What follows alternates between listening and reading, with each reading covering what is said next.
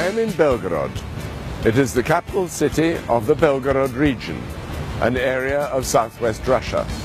And this is Belgorod State National Research University, which was founded 140 years ago and was one of the first Russian educational institutions to train teachers.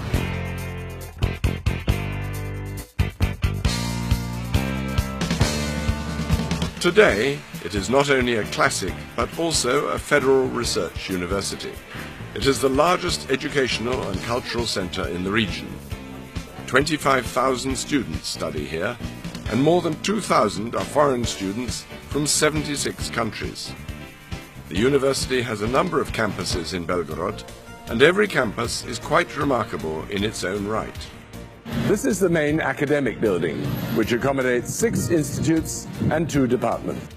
The university offers degrees in engineering, medicine, law, journalism, economics, linguistics, and other specialisms.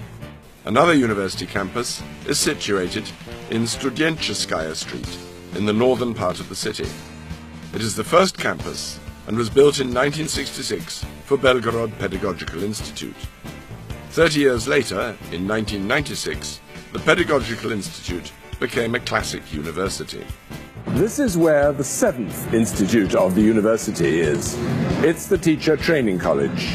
And here also is the alley commemorating the Russian Nobel Prize winners in literature.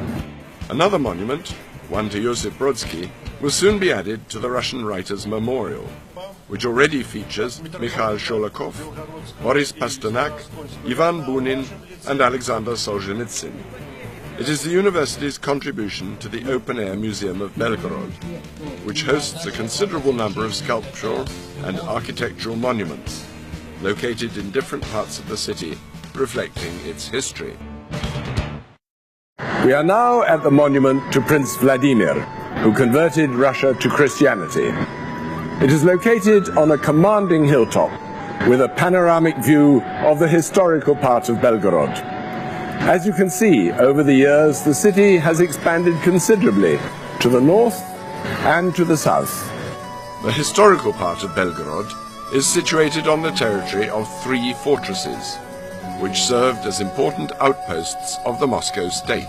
The distance between Belgorod and Moscow is 700 kilometers. The history of the city is connected with the foundation of Belgorod Fortress. The fortress was founded in 1596 by the decree of Tsar Fyodor I of Russia, the son of Ivan the Terrible and the last Tsar of the Rurik dynasty. Most historians believe that the name Belgorod, which translates as White City, comes from the vast deposits of chalk in this area. Over there and there, where the chalk hills are visible, were 2 fortresses dating back to the time of the Russian Tsars. It is truly amazing how unique the chalk deposits in this land are. They grace the landscape with their white slopes. But the name of the city comes from a different source. In ancient times, the word white meant clean and free. It is quite possible that the city was not named after the chalk hills, but as a symbol of the freedom from the Tatars, who used to devastate Russian territories. In the second half of the 17th century, a 3rd fortress with Belgorod down in the valley between the hills. It consisted of the Belgorod Kremlin and clay huts, which were connected by the towering Nicholas Gate. Nowadays, this is the city center. The center of the city incorporates the residential blocks between Pushkin Street and Vokzalnaya Street. During the reign of Peter the Great, the soldiers of the Belgorod Regiment proved their loyalty to the Tsar in the Great Northern War. In memory of the Battle of Poltava, the Belgorod region was awarded a banner with the image of an eagle in flight, which symbolized Russia, as well as a fleeing lion, which symbolized the defeat of Sweden.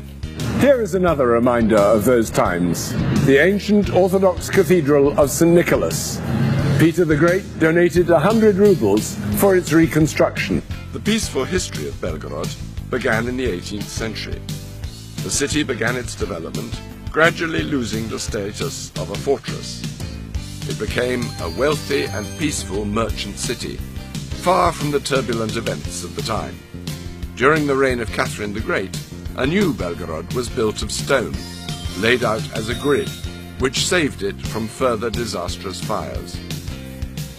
At the time, Belgorod was also an important spiritual center. In the middle of the 18th century, Empress Elizabeth appointed St. Joseph as Archbishop of Belgorod and Obayan. He was canonized because of the many miracles he performed during his life and after his death. The place where Yosef's remains used to lie has now been reconstructed by scientists of Belgorod State University.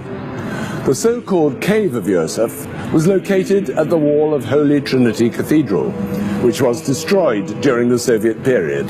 Today, a new church has been built, along with the seat of the Belgorod diocese.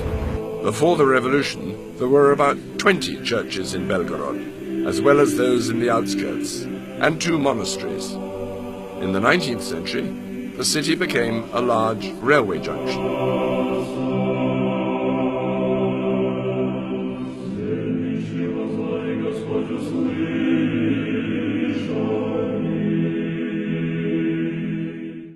Being a wealthy and quite large provincial town, Belgorod boasted the onion domes of its marvelous churches.